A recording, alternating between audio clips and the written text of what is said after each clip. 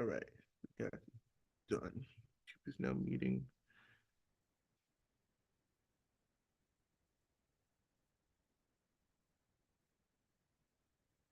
Perfect. Trying to get everything right.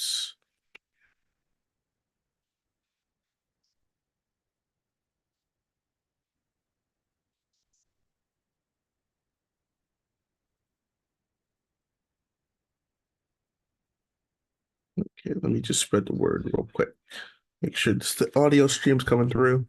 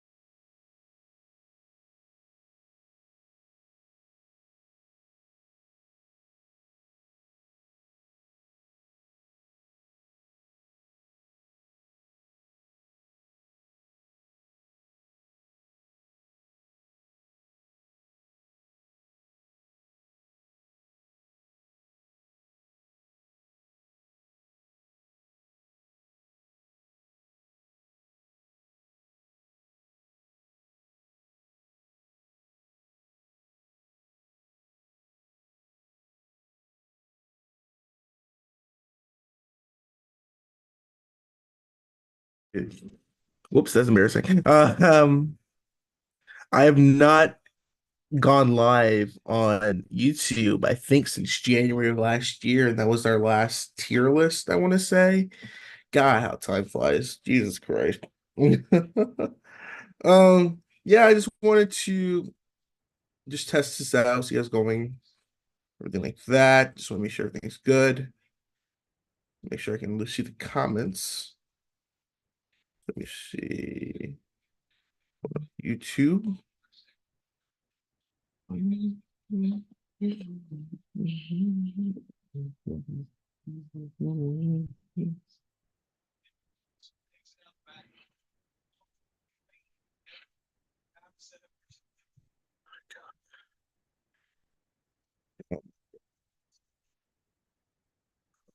Freaking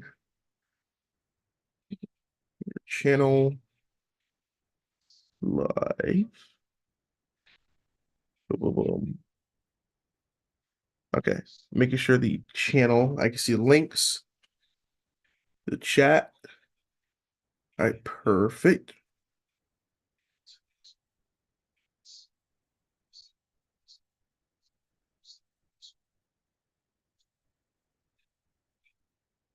All right, perfect. All right, yeah. So perfect. I just want to make sure everything's good and going. So thank you all, for coming by, stopping by, for stopping by for a second or anything. But yeah, as you can see, I got a new set, new everything, got posters, everything like that. You can see more. New studio set. We are right above my skylight. This is my brand new room in our brand new place. Wanted to wait until we got the perfect opportunity to have the perfect setup for just live streaming everything and stuff like that. And more stuff will probably come within the coming days. Probably have a better light and not your phone as your light source. But I wanted to just come in and just kind of just talk. Just chill, talk for the night. How's everyone is doing? How is everyone doing this fine night? If I could finish, Ah, why can't I just have this? I just want to chat up for fuck's sakes.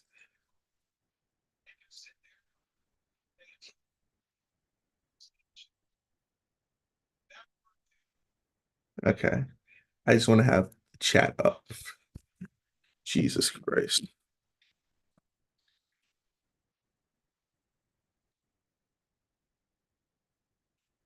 This new equipment you're trying to stream with is it's hard. Um, but yeah, no, welcome to the stream. New place, new setup, thing like that. Want to try new software. Instead of StreamYard, I got sick of StreamYard. I'm trying to stream directly from Zoom.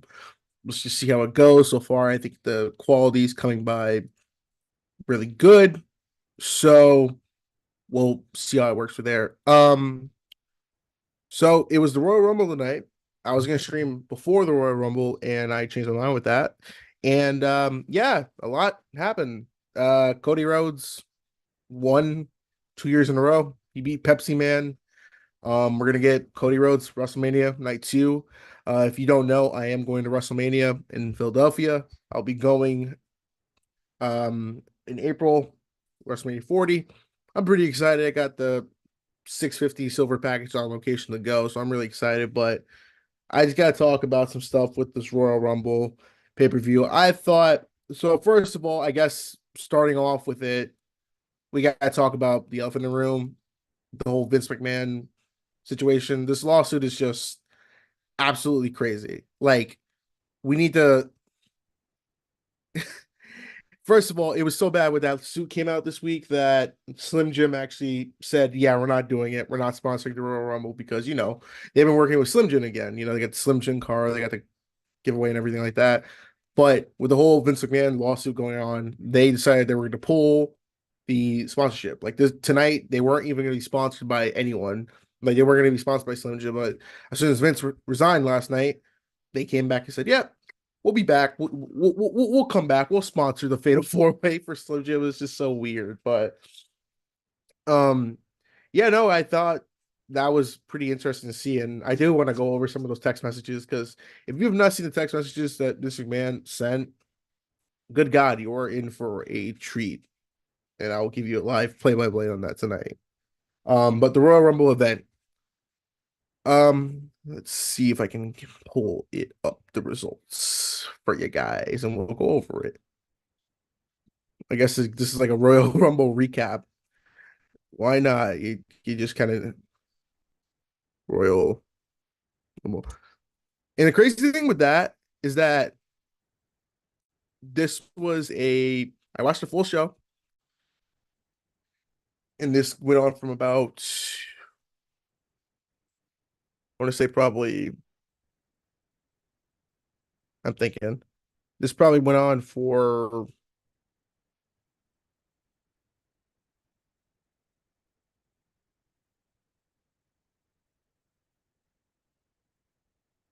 let's see, this pay-per-view was, damn, it's been 3 hours, fuck. All right,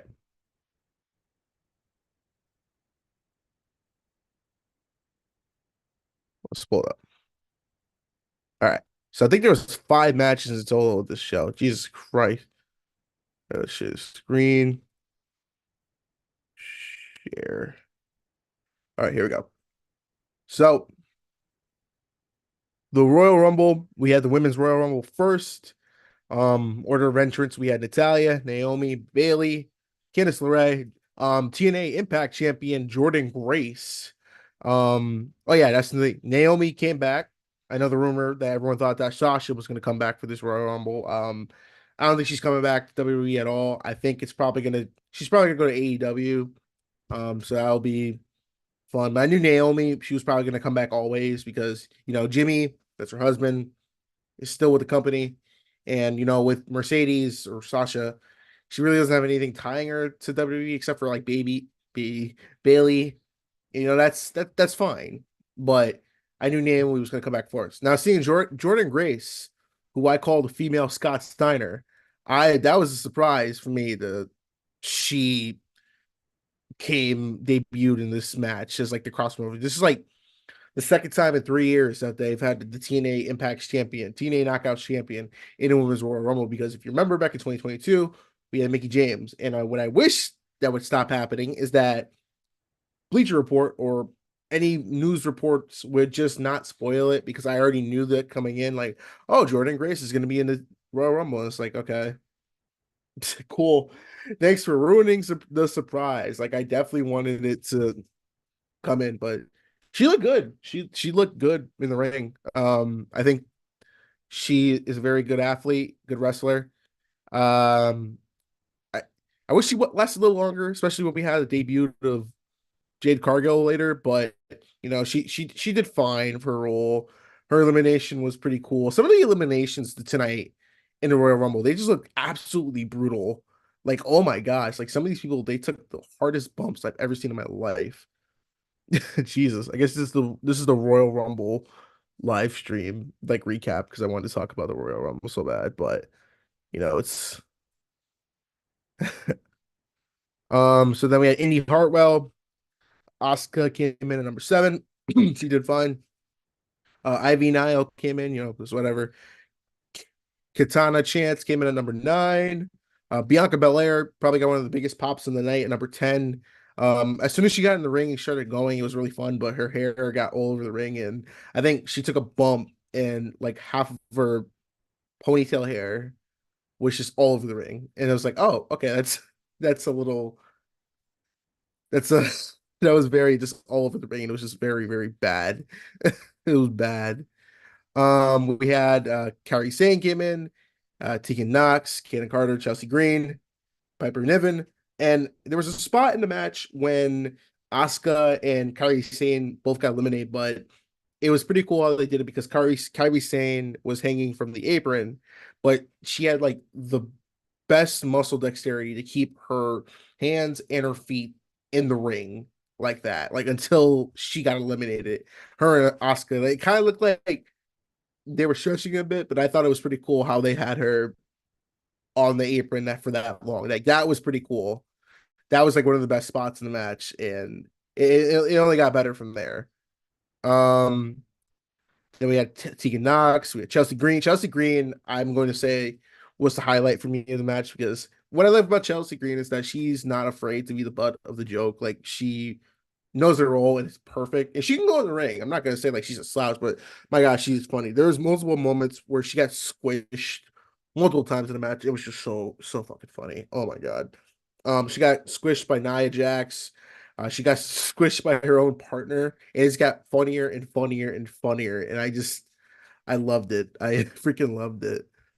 Then we had Piper Niven came in. Actually, there was a funny thing where Piper came in, and when Chelsea got knocked off the apron, Piper caught her, and Chelsea's like, "Oh, put me back in the ring, Piper." And Piper was like a big sister.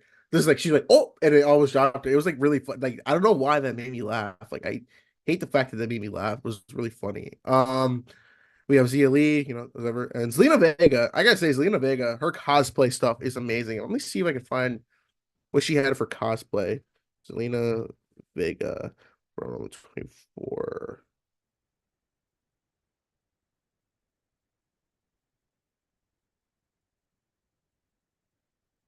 Look at this. If there's one thing she knows is to like to do good cosplay like that. Like that's awesome to me. That's pretty cool. I thought it was like Apex for a second because I'm an uncultured swine, but I thought her cosplay was just it was just out of this world. It was pretty good. Like that's some good cosplay.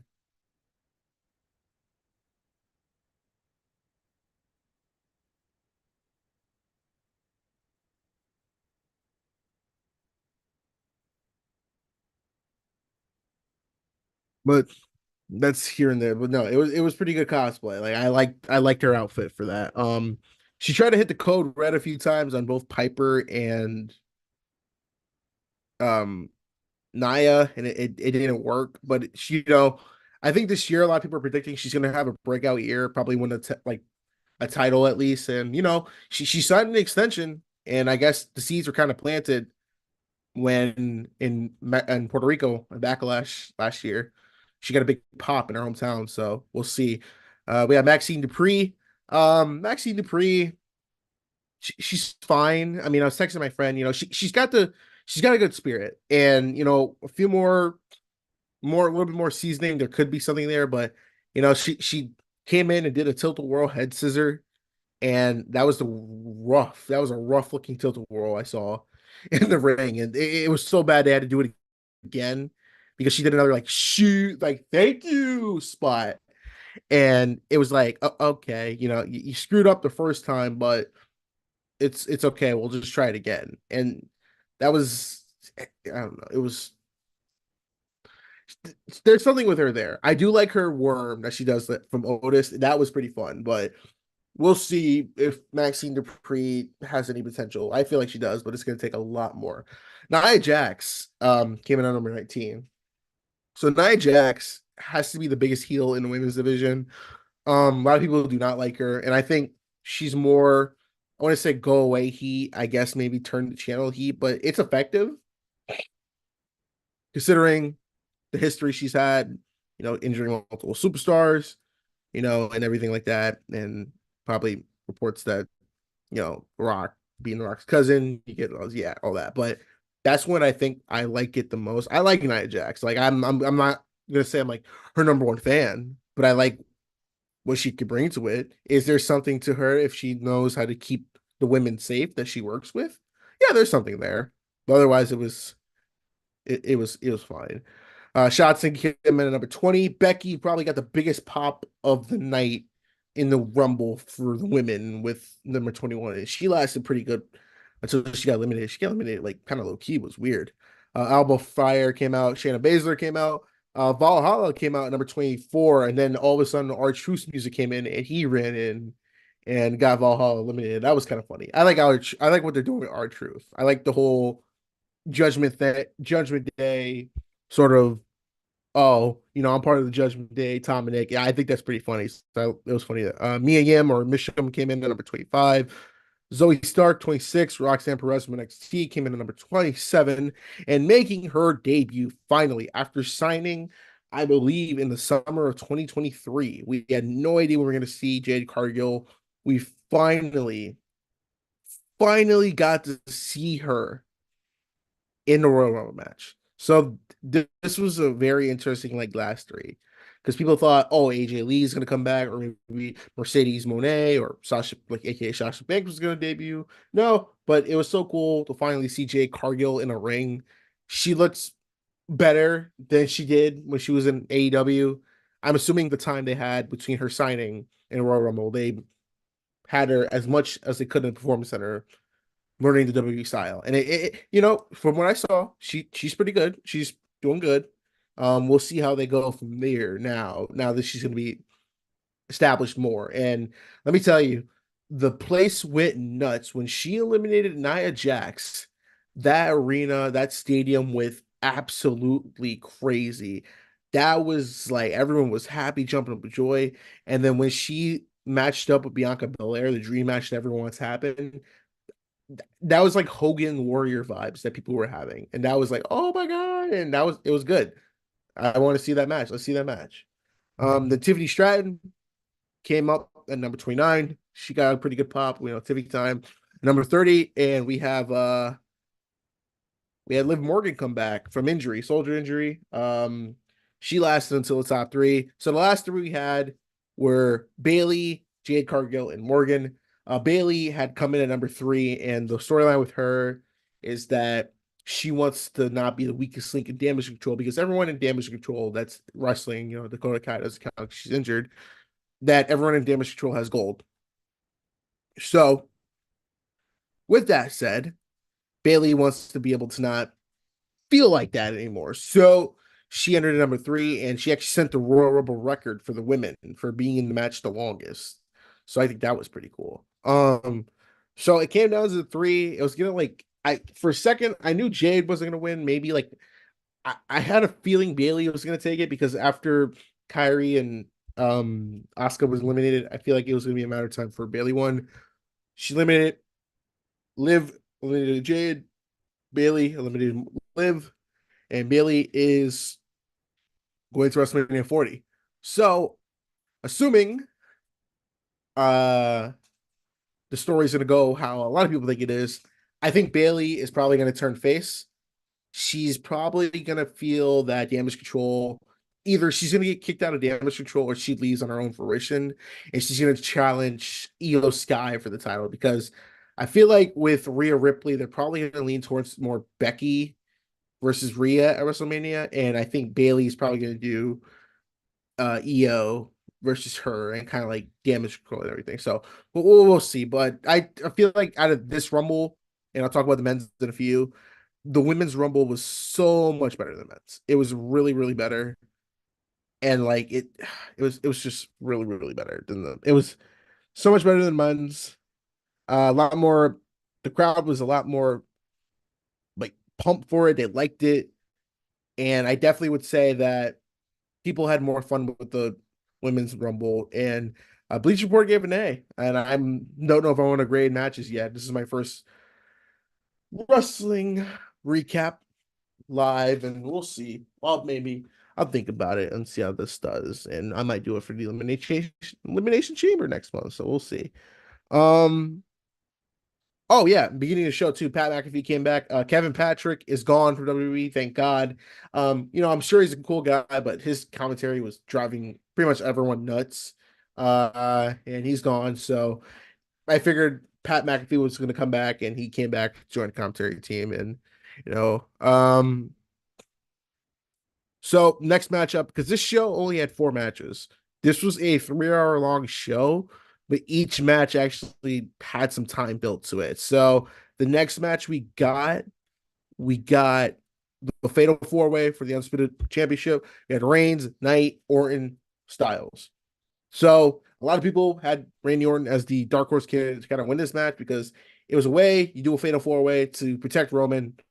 He doesn't have to be pinned. Anyone else can pin. And my question is like, all right, so I knew for a fact, we all knew for a fact Roman's not dropping the title. If he drops the title, it'll probably be at WrestleMania, and that's not even a far fetch. But I mean, with the winner of the Royal Rumble, we don't know. I generally don't know. So with this one, it was kind of simple to be, Roman's going over, but who's going to take the fall? And all these guys, Randy can't take the fall because Randy is still fresh. He can have some opportunity to build up some momentum. Knight, people have said that LA Knight's momentum has kind of slowed down since Saudi Arabia. I mean, a little, but not like to the point where he's like dead, where he's like, I don't know, Carlito or something back in the day. But no, I think LA Knight's still getting some big pops. Like the pop he had on Friday Night SmackDown, it's still there. So if they're gonna do the Logan Paul versus LA Knight at WrestleMania and he gets the United States Championship, I think that's better for that because at least he can win that title and bring some respect to the US title name. And you still have him looking strong because he didn't eat the pin.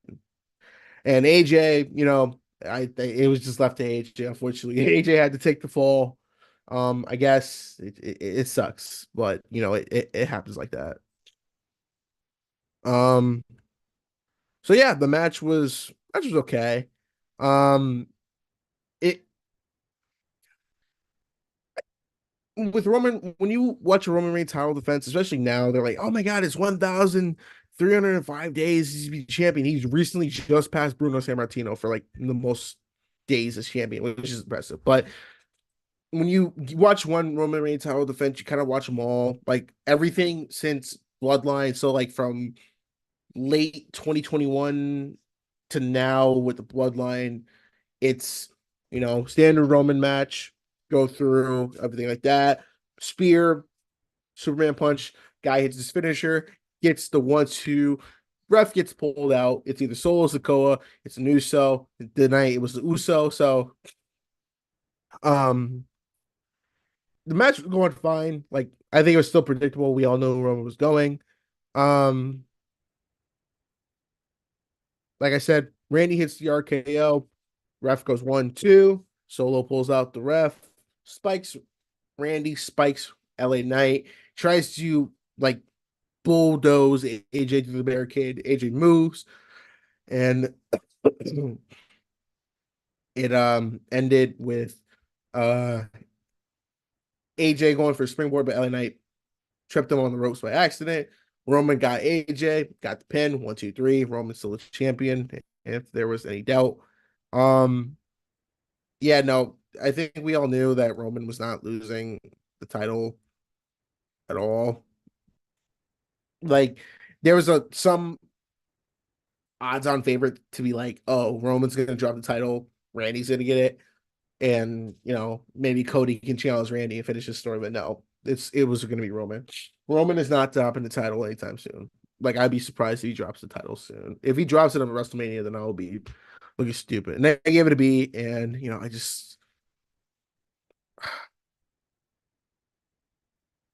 I don't know. It's just, yeah. And then the third match on the card, we had Logan Paul versus Kevin Owens. So this is the match that I figured was going to be another one where we weren't going to have a new title. Um, Logan just won the U.S. title back in Saudi Arabia, and he's been doing. People say he's been doing. I think he's been doing okay with it. I think with him, it's getting more eyes on because you have this influencer as the champion for the brand, and he brings up the podcast. He has it, and that's been getting it. And with Kevin Owens, good worker, and he get a good match of everyone. Logan's natural in the ring, so this was an okay match. Um, it was, it was a little bit more like the Logan Paul match, but he's getting better. Like, he is like really, really good. If he does this for another like 10 years, he will probably be a world champion in 10 years time, maybe 5 years time. I'll say that. Um, he the match was fun and everything, but with Logan Paul matches too, now that he's playing kind of like the sort of cocky heel that he is now. He's got his buddy from the podcast, tries to come in, gives him the brass knuckles, he uses it in the right hook. Actually, I will say, in this match, Kevin Owens kicked out of the right hook, and they were like, "No one has ever kicked out of the right hook before. Oh my gosh!" And there was like, "Oh my god, yeah, yeah." So then Paul tries to use the brass knuckles. Kevin actually caught it, took the brass knuckles off, and hit Logan in the face with it. And the place went nuts. And as he was going for the 1, 2, and then we thought it was 3, the ref stopped, saw the brass knuckles were on KO's hands, and disqualified him. And Logan Paul is still your champion. Now, that was a false finish that I think everyone thought, oh my God, it's good. And then we're like, it subverted our expectations because we thought the brass knuckles was going to be a factor. KO's, I'm like, oh my god, KO's gonna win, and then all of a sudden, like, that was a good finish. I like that finish so much. Like, that was awesome. Like, that was a fun finish. So you keep Logan as champion. We will see. Um,